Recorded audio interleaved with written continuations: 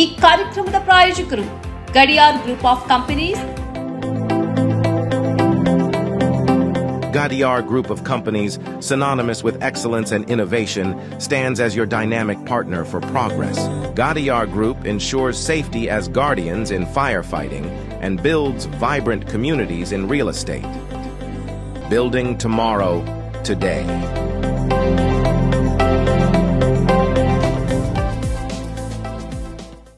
Kudukoli petrol pump Perla ವಿಶ್ವಾಸಾರ್ಹ ಸೇವೆಗೆ ಅಬ್ದುಲ್ಲಾ ಮದುಮುಲೆ ಸಾರಥ್ಯದ ಪೆರ್ಲಾ ಕುಡುಕೋಳಿ ಪಂಪ್ಗೆ ಭೇಟಿ ನೀಡಿ. ರಾಜ್ಯ ಹೆದ್ದಾರಿ 64ರಲ್ಲಿ ನಿಮಗಾಗಿ ಕಾಯುತ್ತಿದೆ.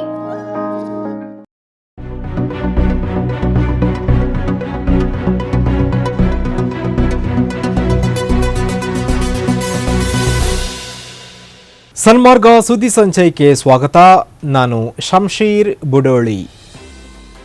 ಫೆಲಿಸ್ತೀನ್ ಪ್ರಧಾನಿ ಮೊಹಮ್ಮದ್ ಸ್ತಾಹಿ ತನ್ನ ರಾಜೀನಾಮೆಯನ್ನು ಪ್ರಕಟಿಸಿದ್ದಾರೆ. ಗಾಜಾ ಪಟ್ಟಿಯಲ್ಲಿ ಇಸ್ರೇಲ್ನ ಆಕ್ರಮಣ ಹಾಗೂ ಪಶ್ಚಿಮ ದಂಡೆ ಮತ್ತು ಜೆರುಸಲೆಂ ಎಂಬಲ್ಲಿ ಪರಿಸ್ಥಿತಿ ಉಲ್ಬಣಗೊಂಡಿರುವ ಹಿನ್ನೆಲೆಯಲ್ಲಿ ಅಧ್ಯಕ್ಷ ಮೊಹಮ್ಮದ್ ಅಬ್ಬಾಸ್ ಇವರಿಗೆ ಸರ್ಕಾರದ ರಾಜೀನಾಮೆಯನ್ನು ಸಲ್ಲಿಸುವುದಾಗಿ ಅವರು ಹೇಳಿದ್ದಾರೆ. ಗಾಜಾ ಪಟ್ಟಿಯಲ್ಲಿ ಇಸ್ರೇಲ್ನ ಆಕ್ರಮಣ ಹಾಗೂ ವೆಸ್ಟ್ ಬ್ಯಾಂಕ್ ಮತ್ತು ಜೆರುಸಲೆಂನಲ್ಲಿ ಪರಿಸ್ಥಿತಿ ಉಲ್ಬಣ, ಯುದ್ಧದ ನಂತರ ರಾಜಕೀಯ ವ್ಯವಸ್ಥೆಗಳ ಬಗ್ಗೆ ಫೆಲಿಸ್ತೀನಿಯದವರಲ್ಲಿ ಒಮ್ಮತವನ್ನ ರೂಪಿಸಲು ಅವಕಾಶ ಮಾಡಿಕೊಡಲು ತಾನು ರಾಜೀನಾಮೆ ನೀಡುತ್ತಿದ್ದೇನೆ ಎಂದು ಫೆಲಿಸ್ತೀನ್ ಪ್ರಧಾನಿ ಮೊಹಮ್ಮದ್ ಶಾಯಿ ಸೋಮವಾರ ಘೋಷಿಸಿದ್ದಾರೆ. ಸ್ಟಾಯಿಯಾರ್ ಅವರ ರಾಜೀನಾಮೆಯನ್ನ ಅಬ್ಬಾಸ್ ಅವರು ಇನ್ನೂ ಅಂಗೀಕರಿಸಬೇಕು. ಬೇರೆ ಪ್ರಧಾನಿ ನೇಮಕಗೊಳ್ಳುವವರೆಗೆ ಉಸ್ತುವಾರಿಯಾಗಿ ಉಳಿಯಲು ಅವರನ್ನ ಕೇಳಬಹುದು ಎಂದು ವರದಿಗಳು ಉಲ್ಲೇಖಿಸಿದೆ. 2019ರಲ್ಲಿ ಅಧಿಕಾರ ವಹಿಸಿಕೊಂಡಿದ್ದ ಮೊಹಮ್ಮದ್ ಸ್ಟಾಹಿ ಅರ್ಥಶಾಸ್ತ್ರಜ್ಞರು ಕೂಡ ಹೌದು. ಮೊಹಮ್ಮದ್ ಸ್ಟಾಹಿ ರಾಜೀನಾಮೆಯನ್ನ ಘೋಷಿಸಿದ್ದಾರೆ. ಗಾಜಾ ಪಟ್ಟಿಯಲ್ಲಿ ಯುದ್ಧ, ನರಮೇಧ ಮತ್ತು ಹಸಿವಿನಿಂದ ಜನರು ತತ್ತರಿಸಿರುವ ಮಧ್ಯೆ ರಾಜೀನಾಮೆ ನೀಡುವ ನಿರ್ಧಾರವೂ ಹೊರಬಂದಿದೆ. ಫೆಲಿಸ್ತೀನ್ ಜೊತೆ ಏಕತೆಯನ್ನ ಪ್ರದರ್ಶನ ಮಾಡಿರುವ ಲಕ್ಷಾಂತರ ಮಂದಿ ಸ್ಪೇನ್ನಾದ್ಯಂತ ಬೀದಿಗಿಳಿದು ಇಸ್ರೇಲ್ನ ಕ್ರಮಗಳನ್ನು ಖಂಡಿಸಿದ್ದಾರೆ. ಇಸ್ರೇಲ್ಗೆ ಆಯುಧಗಳನ್ನು ಮಾರಾಟವನ್ನು ತಕ್ಷಣ ನಿಲ್ಲಿಸಬೇಕು ಮತ್ತು ಸ್ಪೇನ್ ಇಸ್ರೇಲ್ ಜೊತೆ ಸಂಬಂಧಗಳನ್ನು ಕಡಿದುಕೊಳ್ಳಬೇಕು ಎಂದು ಪ್ರತಿಭಟನಾಕಾರರು ಇದೇ ವೇಳೆ ಆಗ್ರಹಿಸಿದ್ದಾರೆ. ನಾಗರಿಕ ಸಮಾಜ ಗುಂಪುಗಳು ಆಯೋಜಿಸಿರುವ ಪ್ರತಿಭಟನೆಯನ್ನ ಹಲವಾರು ರಾಜಕೀಯ ಪಕ್ಷಗಳು ಬೆಂಬಲಿಸಿವೆ. ಬಾರ್ಸಿಲೋನಾ, ಕೊರೋನಾ, ಮಲಗಾ ಮತ್ತು ಟೆನರಿಫ್ ಸೇರಿದಂತೆ 100ಕ್ಕೂ ಅಧಿಕ ನಗರಗಳಲ್ಲಿ ಪ್ರತಿಭಟನೆಗಳು ನಡೆದಿವೆ. ರಾಜಧಾನಿ ಮ್ಯಾಡ್ರಿಡ್ನಲ್ಲಿ ಭಾರೀ ಸಂಖ್ಯೆಯ ಜನರು ಪ್ರತಿಭಟನೆಯಲ್ಲಿ ಪಾಲ್ಗೊಂಡಿದ್ದರು. ಇಸ್ರೇಲ್ ಪ್ರಧಾನಿ ಬೆಂಜಮಿನ್ ನೇತನ್ಯಾಹು ವಿರುದ್ಧ ಘೋಷಣೆಗಳನ್ನು ಕೂಗಿದ ಪ್ರತಿಭಟನಾಕಾರರು ಗಾಜಾದಲ್ಲಿ ತಕ್ಷಣ ಕದನ ವಿರಾಮಕ್ಕೆ ಕರೆ ನೀಡಿದರು. ಪ್ರತಿಭಟನೆಯು ಫೆಲಿಸ್ತೀನ್ ಬೆಂಬಲಕ್ಕಾಗಿ ಸ್ಪೇನ್ನಲ್ಲಿಯ ವಿವಿಧ ಗುಂಪುಗಳ ನಡುವೆ ಏಕತೆಯನ್ನ ಎತ್ತಿ ತೋರಿಸಿದೆ. ಇಸ್ರೇಲ್ ಜೊತೆ ಸ್ಪೇನ್ನ ಶಸ್ತ್ರಾಸ್ತ್ರಗಳ ವ್ಯಾಪಾರವನ್ನು ಅಕ್ಟೋಬರ್ 7ರಿಂದ ನಿಲ್ಲಿಸಲಾಗಿದೆ ಎಂಬ ವಿದೇಶಾಂಗ ಸಚಿವ ಜೋಸ್ ಮ್ಯಾನ್ಯುಯಲ್ ಅಲ್ಬರೇಸ್ ಅವರ ಹೇಳಿಕೆಯನ್ನು ಟೀಕಿಸಿದ ಪ್ರತಿಭಟನಾಕಾರರು ಅದನ್ನು ಸುಳ್ಳು ಎಂದು ತಳ್ಳಿಹಾಕಿದರು. ಮಿಲಿಟರಿ ಕ್ಷೇತ್ರದಲ್ಲಿ ಸ್ಪೇನ್ನ ಕಂಪನಿಗಳು ಮತ್ತು ಇಸ್ರೇಲ್ ನಡುವೆ ಚಾಲ್ತಿಯಲ್ಲಿರುವ ಸಹಯೋಗವನ್ನು ಸೂಚಿಸುವ ವಾಣಿಜ್ಯ ದತ್ತಾಂಶಗಳನ್ನು ಅವರು ಉಲ್ಲೇಖಿಸಿದರು. ದೆಹಲಿಯ ಅಬಕಾರಿ ನೀತಿಯ ಅಕ್ರಮ ಹಣ ರವಾನೆಗೆ ಸಂಬಂಧಿಸಿದಂತೆ ದೆಹಲಿಯ ಸಿಎಂ ಅರವಿಂದ್ ಕೇಜ್ರಿವಾಲ್ ಇಡಿ ಜಾರಿ ಮಾಡಿರುವ 7ನೇ ಸಮನ್ಸ್ಗೂ ಗೈರು ಹಾಜರಾಗಿದ್ದಾರೆ. ಸಮನ್ಸ್ಗಳು ಅಕ್ರಮವಾಗಿದ್ದು ಇವುಗಳನ್ನು ಹಿಂಪಡೆಯುವಂತೆ ದೆಹಲಿ ಸಿಎಂ ಪತ್ರ ಬರೆದಿದ್ದಾರೆ.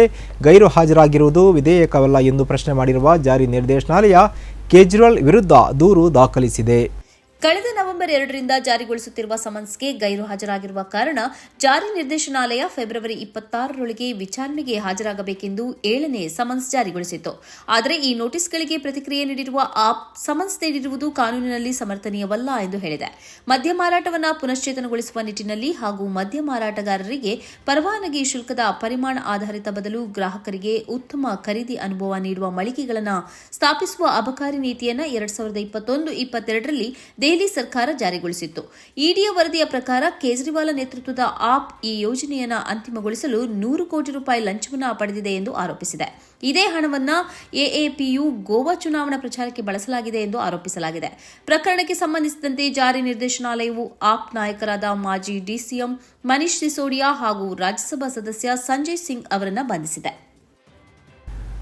ವರ್ಷಕ್ಕೆ 2 ಕೋಟಿ ಉದ್ಯೋಗ ಸೃಷ್ಟಿಯ ಭರವಸೆ ನೀಡಿ ಪ್ರಧಾನಿ ನರೇಂದ್ರ ಮೋದಿ ಅವರು ವಿದ್ಯಾರ್ಥಿ ಯುವಕರ ಮತವನ್ನು ಗಳಿಸಿದರು. ಈ ಲೆಕ್ಕದಲ್ಲಿ 10 ವರ್ಷಗಳಲ್ಲಿ 20 ಕೋಟಿ ಉದ್ಯೋಗ ಸೃಷ್ಟಿ ಆಗಬೇಕಿತ್ತು.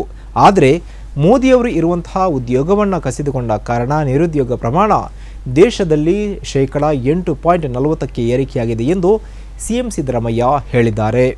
ಅರಮನೆ ಮೈದಾನದಲ್ಲಿ ನಡೆದ ಬೃಹತ್ ಯುವ ಸಮೃದ್ಧಿ ಸಮ್ಮೇಳನ ಮತ್ತು ಬೃಹತ್ ಉದ್ಯೋಗ ಮೇಳವನ್ನು ಉದ್ಘಾಟಿಸಿ ಮಾತನಾಡಿದ ಸಿಎಂ ಸಿದ್ದರಾಮಯ್ಯ, ನಿರುದ್ಯೋಗ ದೇಶದ ಪ್ರಮುಖ ಸಮಸ್ಯೆಯಾಗಿದೆ. ಕಳೆದ 10 ವರ್ಷಗಳಲ್ಲಿ ನಿರುದ್ಯೋಗ ಪ್ರಮಾಣ ಬೃಹತ್ತಾಗಿ ಬೆಳೆದಿದೆ. 2014ರಲ್ಲಿ ಪ್ರಧಾನಿ ಮೋದಿ ಪ್ರತಿ ವರ್ಷ 2 ಕೋಟಿ ಉದ್ಯೋಗ ಸೃಷ್ಟಿ ಮಾಡುತ್ತೀನಿ ಎಂದು ಭರವಸೆ ನೀಡಿ ಯುವ ಸಮೂಹದ ಮತ ಗಳಿಸಿದರು. ಇರುವ ಉದ್ಯೋಗಗಳನ್ನು ಕಸಿದುಕೊಂಡಿದ್ದಾರೆ. ಹೀಗಾಗಿ ಪ್ರತಿ ವರ್ಷ ನಿರುದ್ಯೋಗ ಪ್ರಮಾಣ ಬೃಹತ್ತಾಗಿ ಬೆಳೆಯುತ್ತಿದೆ ಎಂದು ವಿವರಿಸಿದರು. ನಾವು ಯುವ ನಿಧಿಯನ್ನು ಕೊಡುತ್ತೇವೆ, ಉದ್ಯೋಗವನ್ನು ಸೃಷ್ಟಿಸುತ್ತೇವೆ, ಉದ್ಯೋಗಕ್ಕೆ ಬೇಕಾದ ಕೌಶಲ್ಯ ತರಬೇತಿಯನ್ನು ನೀಡುತ್ತೇವೆ. ಇದು ನಮ್ಮ ಸರ್ಕಾರ ವಿದ್ಯಾರ್ಥಿ ಯುವಜನರಿಗೆ ಮಾಡುವ ಅಭಯ ಎಂದು ಭರವಸೆ ನೀಡಿದರು. ಹಲವಾರು ಮಂದಿ ಭಾರತೀಯರು ರಷ್ಯಾದ ಮಿಲಿಟರಿಯಲ್ಲಿ ಭದ್ರತಾ ಸಹಾಯಕರಾಗಿ ಕೆಲಸ ಮಾಡುತ್ತಿದ್ದಾರೆ. ರಷ್ಯಾದ ಗಡಿಯುದ್ದಕ್ಕೂ ಕೆಲವು ಪ್ರದೇಶಗಳಲ್ಲಿ ರಷ್ಯಾದ ಸೈನಿಕರ ಜೊತೆ ಉಕ್ರೇನ್ ವಿರುದ್ಧ ಯುದ್ಧ ಮಾಡೋಕೆ ಅವರನ್ನು ಒತ್ತಾಯಿಸಲಾಗಿದೆ ಎಂದು ವರದಿಯಾಗಿತ್ತು. ಮಾಸ್ಕೋದಲ್ಲಿರುವ ಭಾರತೀಯ ರಾಯಭಾರ ಕಚೇರಿಯ ಗಮನಕ್ಕೆ ತರಲಾದ ಅಂತಹ ಪ್ರತಿಯೊಂದು ಪ್ರಕರಣವನ್ನು ರಷ್ಯಾದ ಅಧಿಕಾರಿಗಳೊಂದಿಗೆ ಸಕ್ರಿಯವಾಗಿ ಚರ್ಚಿಸಿ ಬಿಡುಗಡೆಗೆ ಒತ್ತಾಯಿಸಲಾಗಿತ್ತು. ರಷ್ಯಾ ಸೇನೆಯಿಂದ ಭಾರತೀಯ ಪ್ರಜೆಗಳ ಬಿಡುಗಡೆ ಕುರಿತಂತೆ ರಷ್ಯಾದ ಅಧಿಕಾರಿಗಳೊಂದಿಗೆ ಸಕ್ರಿಯವಾಗಿ ಮಾತುಕತೆ ನಡೆಸಿದ ಪರಿಣಾಮ ಹಲವು ಭಾರತೀಯರನ್ನು ಈಗಾಗಲೇ ಬಿಡುಗಡೆ ಮಾಡಲಾಗಿದೆ ಎಂದು ವರದಿಯಾಗಿದೆ. ವಾರಣಾಸಿಯ ಜ್ಞಾನವ್ಯಾಪಿ ಆವರಣದಲ್ಲಿರುವ ದಕ್ಷಿಣದ ನೆಲಮಾಳಿಗೆಯಲ್ಲಿ ಪೂಜೆ ಸಲ್ಲಿಸೋಕೆ ಹಿಂದೂಗಳಿಗೆ ಅನುಮತಿ ನೀಡಿದ ಆದೇಶವನ್ನು ಪ್ರಶ್ನೆ ಮಾಡಿ ಸಲ್ಲಿಸಲಾಗಿದ್ದ ಅರ್ಜಿಯನ್ನು ಅಲಹಾಬಾದ್ ಹೈಕೋರ್ಟ್ ವಜಾ ಮಾಡಿದೆ. ವಾರಣಾಸಿ ಕೋರ್ಟ್ ದಕ್ಷಿಣ ನೆಲಮಾಳಿಗೆಯ ಒಳಗಡೆ ಪೂಜೆ ಮಾಡೋಕೆ ಅವಕಾಶವನ್ನು ನೀಡಿತ್ತು. ಜ್ಞಾನವ್ಯಾಪಿ ಮಸೀದಿಯ ವ್ಯಾಸ್ ತೆಹಖಾನದಲ್ಲಿ ಪೂಜೆ ಸಲ್ಲಿಸಲು ಹಿಂದೂಗಳಿಗೆ ಅನುಮತಿ ನೀಡಿದ ಆದೇಶವನ್ನು ಪ್ರಶ್ನಿಸಿ ಸಲ್ಲಿಸಿದ್ದ ಅರ್ಜಿಯನ್ನು ಅಲಹಾಬಾದ್ ಹೈಕೋರ್ಟ್ ವಜಾಗೊಳಿಸಿದೆ. ಈ ಹಿಂದೆ ಜನವರಿ 31ರಂದು ವಾರಣಾಸಿ ನ್ಯಾಯಾಲಯವು ಹಿಂದೂ ಭಕ್ತರಿಗೆ ಜ್ಞಾನವ್ಯಾಪಿ ಆವರಣದ ದಕ್ಷಿಣ ನೆಲಮಾಳಿಗೆಯೊಳಗೆ ಪೂಜೆ ಮಾಡಲು ಅವಕಾಶ ನೀಡಿತ್ತು. ಭಕ್ತರು ಪೂಜೆ ಸಲ್ಲಿಸಲು ಅಗತ್ಯ ವ್ಯವಸ್ಥೆ ಮಾಡುವಂತೆ ಜಿಲ್ಲಾಡಳಿತಕ್ಕೆ ಸೂಚಿಸಿದ ವಾರಣಾಸಿ ನ್ಯಾಯಾಲಯ ಶ್ರೀ ಕಾಶಿ ವಿಶ್ವನಾಥ ದೇವಸ್ಥಾನ ಟ್ರಸ್ಟ್ಗೆ ಅರ್ಚಕರನ್ನ ನಾಮನಿರ್ದೇಶನ ಮಾಡುವಂತೆಯೂ ಸೂಚಿಸಿತ್ತು.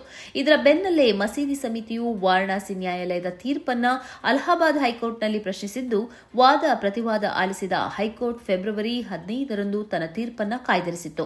ಈಗ ಅರ್ಜಿಯನ್ನೇ ವಜಾಗೊಳಿಸಿದೆ. ಭಾರತದಲ್ಲಿ ಕಳೆದ 6 ತಿಂಗಳಲ್ಲಿ ಮುಸ್ಲಿಂ ವಿರೋಧಿ ದ್ವೇಷ ಭಾಷಣಗಳ ಸಂಖ್ಯೆಯಲ್ಲಿ ಹೆಚ್ಚಳವಾಗಿರುವ ಬಗ್ಗೆ ವಾಷಿಂಗ್ಟನ್ ಮೂಲದ ಸಂಶೋಧನಾ ಸಮಿತಿ ಸ್ಫೋಟಕ ಮಾಹಿತಿಯನ್ನು ಬಹಿರಂಗ ಮಾಡಿದೆ.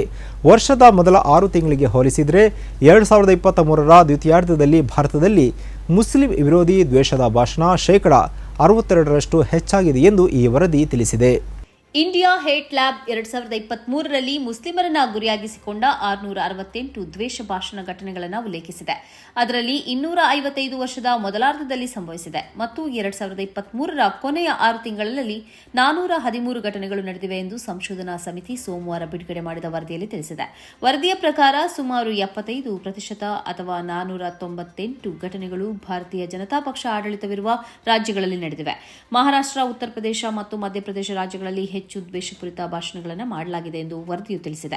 ಅಕ್ಟೋಬರ್ 7ರಂದು ಹಮಾಸ್ ಸಶಸ್ತ್ರ ಗುಂಪು ಮತ್ತು ಇಸ್ರೇಲ್ ನಡುವೆ ಯುದ್ಧ ಘೋಷಣೆ ಬಳಿಕ ಭಾರತೀಯ ಮುಸ್ಲಿಮರ ವಿರುದ್ಧ ದ್ವೇಷ ಭಾಷಣದ 41 ಘಟನೆಗಳು ವರದಿಯಾಗಿದೆ. ಅಂದರೆ 2023ರ ಕೊನೆಯ 3 ತಿಂಗಳಲ್ಲಿ ಸುಮಾರು 20% ದ್ವೇಷ ಭಾಷಣ ಪ್ರಕರಣಗಳು ವರದಿಯಾಗಿದೆ ಎಂದು ಸಂಶೋಧನೆಯು ಉಲ್ಲೇಖಿಸಿದೆ. ಇಂಡಿಯಾ ಹೇಟ್ ಲ್ಯಾಬ್ ಹಿಂದೂ ರಾಷ್ಟ್ರೀಯತಾವಾದಿ ಗುಂಪುಗಳ ಆನ್ಲೈನ್ ಚಟುವಟಿಕೆಯನ್ನು ಟ್ರ್ಯಾಕ್ ಮಾಡಿದೆ, ಸಾಮಾಜಿಕ ಮಾಧ್ಯಮದಲ್ಲಿ ಪೋಸ್ಟ್ ಮಾಡಿದ ದ್ವೇಷ ಭಾಷಣದ ವಿಡಿಯೋಗಳನ್ನು ಪರಿಶೀಲಿಸಿದೆ ಮತ್ತು ಭಾರತೀಯ ಮಾಧ್ಯಮಗಳು ವರದಿ ಮಾಡಿರುವ ಪ್ರತ್ಯೇಕ ಘಟನೆಗಳ ದಾಖಲೆಯನ್ನು ಸಂಗ್ರಹಿಸಿ ವರದಿಯನ್ನು ಸಿದ್ಧಪಡಿಸಿದೆ. ಮೀರತ್, ಮುಜಫರ್ನಗರ, ಸಹರಾನ್ಪುರ, ಬಾಗ್ಬಾತ್, ಹಾಪುರ್ ಮತ್ತು ಅಮ್ರೋಹಾದಲ್ಲಿ ರೈತರು ಟ್ರ್ಯಾಕ್ಟರ್ ಅನ್ನು ಮೆರವಣಿಗೆ ನಡೆಸಿ ಹೆದ್ದಾರಿಗೆ ಅಡ್ಡಲಾಗಿ ತಮ್ಮ ಟ್ರ್ಯಾಕ್ಟರ್ಗಳನ್ನು ಇಂದು ನಿಲ್ಲಿಸಿದರು. ಇದರಿಂದ ಸಂಚಾರ ವ್ಯವಸ್ಥೆ ಅಸ್ತವ್ಯಸ್ತಗೊಂಡಿತು. ತಮ್ಮ ಬೇಡಿಕೆಗಳಿಗಾಗಿ ಪಂಜಾಬ್ ಮತ್ತು ಹರಿಯಾಣದಲ್ಲಿ ಪ್ರತಿಭಟನೆ ನಡೆಸ್ತಾ ಇರುವ ರೈತರೊಂದಿಗೆ ಒಗ್ಗಟ್ಟನ್ನು ವ್ಯಕ್ತಪಡಿಸೋಕೆ ಹೆದ್ದಾರಿಗಳಲ್ಲಿ ಟ್ರ್ಯಾಕ್ಟರ್ಗಳನ್ನು ನಿಲ್ಲಿಸೋಕೆ ಕರೆಯನ್ನ ನೀಡಲಾಗಿತ್ತು. ನರೇಂದ್ರ ಮೋದಿ ಸರ್ಕಾರ ರೈತರ ಮಾತನ್ನ ಆಲಿಸಲು ಮತ್ತು ರೈತರನ್ನ ಮರೆಯದಂತೆ ಟ್ರ್ಯಾಕ್ಟರ್ ಮೆರವಣಿಗೆ ನಡೆಸಲಾಗುತ್ತಿದೆ ಎಂದು ರಾಕೇಶ್ ಟಿಕಾಯತ್ ಸೋಮವಾರ ಹೇಳಿದ್ದಾರೆ. ದೆಹಲಿಗೆ ಹೋಗುವ ಹೆದ್ದಾರಿಯಲ್ಲಿ ಟ್ರ್ಯಾಕ್ಟರ್ಗಳನ್ನು ನಿಲ್ಲಿಸಲಾಗುತ್ತದೆ. ಸರ್ಕಾರವು ನಮ್ಮ ಮಾತನ್ನು ಕೇಳುತ್ತದೆ ಮತ್ತು ರೈತರನ್ನ ಮರೆಯಬಾರದು ಎಂದು ವಿಭಿನ್ನ ರೀತಿಯ ಪ್ರತಿಭಟನೆಯನ್ನು ದಾಖಲಿಸಲು ನಿರ್ಧರಿಸಲಾಯಿತು ಎಂದು ಟಿಕಾಯತ್ ಹೇಳಿದರು. ರಾಷ್ಟ್ರ ರಾಜಧಾನಿಗೆ ರೈತರ ಉದ್ದೇಶಿತ ಟ್ರ್ಯಾಕ್ಟರ್ ಮೆರವಣಿಗೆಯ ದೃಷ್ಟಿಯಿಂದ ಸೋಮವಾರ ದೆಹಲಿ ನೋಯ್ಡಾ ಗಡಿಯಲ್ಲಿ ಸಂಚಾರಕ್ಕೆ ತೊಂದರೆಯಾಗುವ ಸಾಧ್ಯತೆ ಇದೆ ಎಂದು ಅಧಿಕಾರಿಗಳು ತಿಳಿಸಿದ್ದಾರೆ. ರೈತರು Yamuna expressway, Luharli toll plaza ಮತ್ತು ಮಹಾಮಾಯಾ ಮೇಲ್ಸೇತುವೆ ಮೂಲಕ ಟ್ರ್ಯಾಕ್ಟರ್ಗಳಲ್ಲಿ ಪ್ರತಿಭಟನಾ ಮೆರವಣಿಗೆಯನ್ನು ಯೋಜಿಸಿದ್ದಾರೆ. ದೆಹಲಿ ಪೊಲೀಸರು ಬ್ಯಾರಿಕೇಡ್ಗಳನ್ನು ಹಾಕುವ ಮೂಲಕ ಗಡಿಯಲ್ಲಿ ತಪಾಸಣೆಯನ್ನು ತೀವ್ರಗೊಳಿಸಿದ್ದಾರೆ. ತಪಾಸಣೆಯಿಂದಾಗಿ ದೆಹಲಿಯಿಂದ ನೋಯ್ಡಾ ಕಡೆಗೆ ಚಿಲ್ಲಾ ಗಡಿಯಲ್ಲಿ ಭಾರೀ ಸಂಚಾರ ದಟ್ಟಣೆ ಉಂಟಾಗಿತ್ತು.